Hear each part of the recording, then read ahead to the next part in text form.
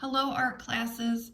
Today we're going to do part 2 of our flowers that we created last week.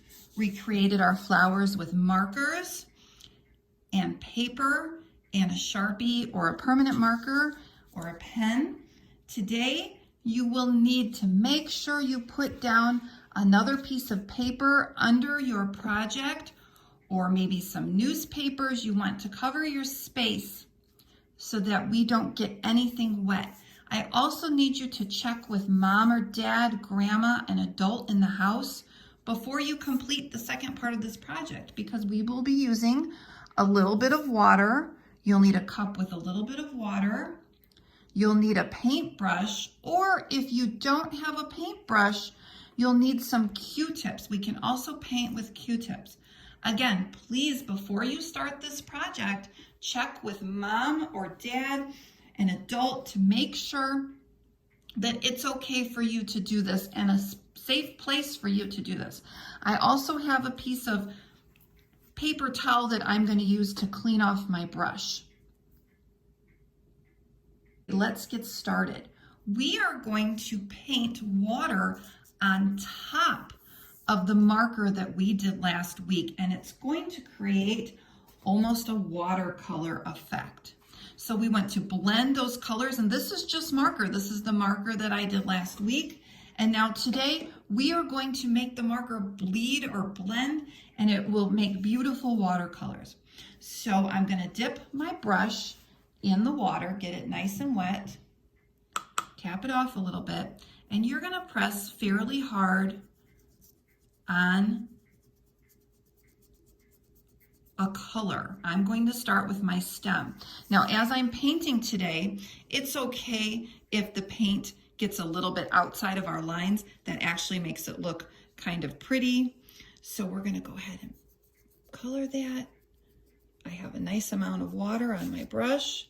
So I did that whole stem. That's why last week we talked about leaving some white space in our painting or our picture so that we could blend or bleed the colors.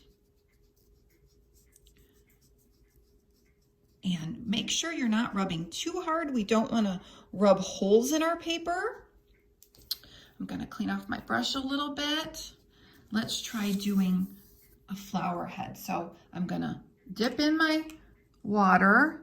I'm going to clean off my brush on my paper towel, get a little bit of water extra, and I'm going to try the pink. And it's okay if the colors blend together. They look really pretty that way. And if you're not staying in the lines, it's okay. It almost looks like a lollipop, a swirl.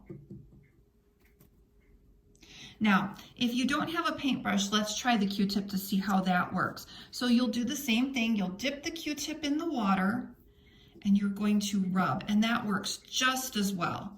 So no worries if you don't have a paintbrush. This works just as great. We're blending those colors.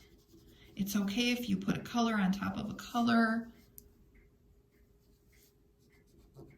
Let's try my green stem.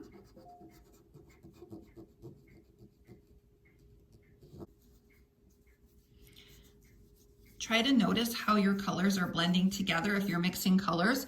I have yellow petals here, and I did blue around them, and yellow and blue make green, and it's looking like a really pretty green when it's all blending together.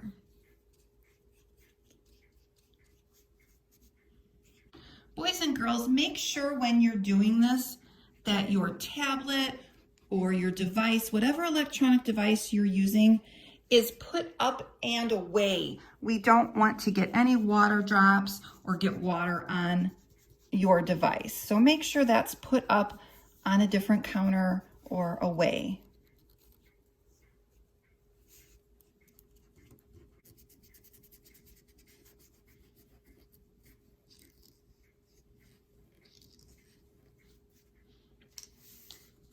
Okay, there's our beautiful picture with our watercolors.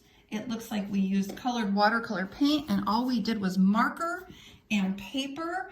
Thanks so much for creating with me. I'll see you next week.